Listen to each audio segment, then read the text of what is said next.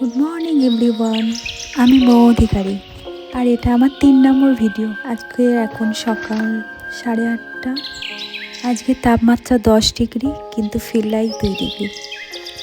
দুদিন ধরে খুব বৃষ্টি হয়েছে, সাথে ঝোড়ো হাওয়া। আর আমার বাগানে সব উলটপালট হয়ে গেছে।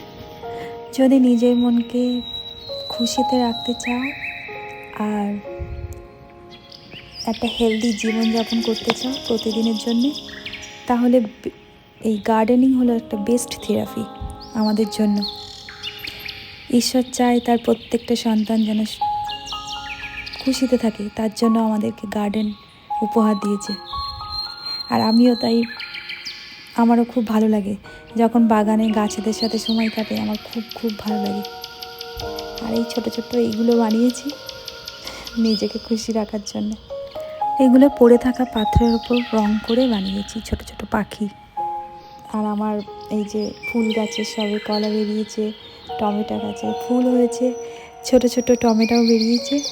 ও, নিজের হাতের গাছের ফল কি যে ভালো লাগে।